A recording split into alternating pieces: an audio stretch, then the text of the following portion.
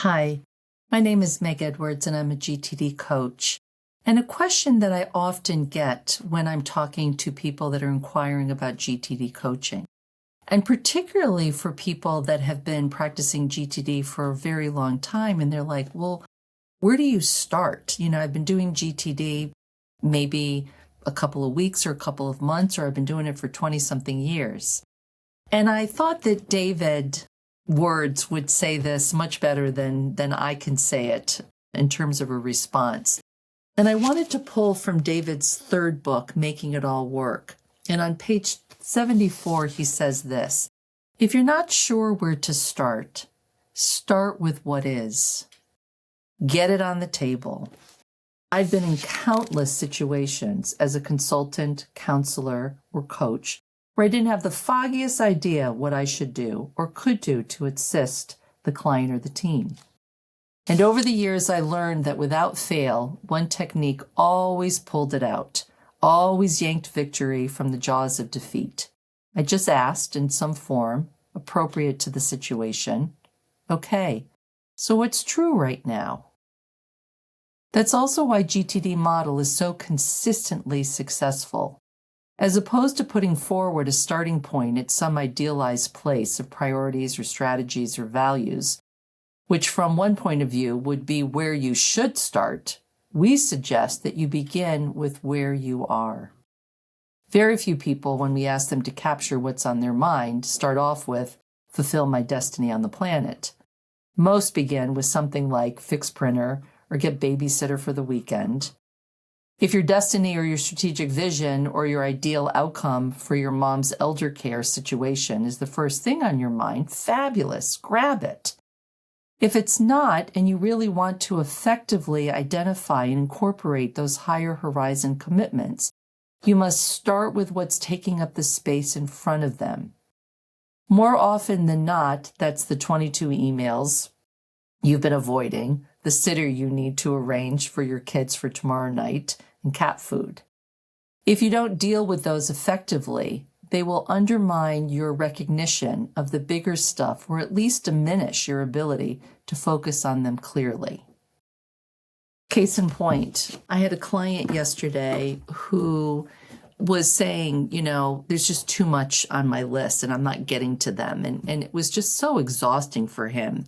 And this has been going on for quite some time. And that's one of the reasons why he hired us to help solve him that. So where am I going to start? I'm going to start with what's the current reality. And the current reality is he was down a couple of people. They're working on hiring some more people. And so he's just got more volume than he normally has. And I said to him, okay, so how much time do you have in your calendar this week and next week for the doing predefined work? And it hadn't really kind of occurred to him to get that specific, like really, given everything else that I'm working on, how much time do I have? And he came up with 10 hours. I was like, okay, so that's the current reality. You want it to be something different. We're working on that.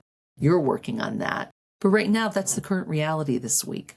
So let's have your list reflect that. And he looked at his list and he created, a list of things that he felt that he really needed to strategically do and to prioritize that week, and that the rest could wait. Well, in some ways, that is doing your weekly review, looking at the upcoming calendar, see what's coming at you, evaluating that against your lists. Because as David says, you can only feel good about what you're not doing when you know what you're not doing. So when's the last time you really kind of took a seat back and reflected and say, does my list, my projects, my areas of focus and my projects and my next actions, does it reflect what is to be true right now? And if not, that's a wonderful opportunity to go back and to get them clean and current, to reflect that. I feel like I have to do that almost every week in my weekly review because things just change so quickly in my life right now, personally and professionally, and that's okay. But I want my system to reflect that. And so that I just wanted to pull that out this week from the Making It All Work book, which is, okay, So, what's true right now? Again, would love to hear your questions, your reflections, your comments. And thank you so much again for joining us on this series. Cheers. For more GTD resources, please visit gettingthingsdone.com and David Allen's YouTube channel. For more information on GTD coaching, please email us at info@gtdfocus.com or visit our website at gtdfocus.com.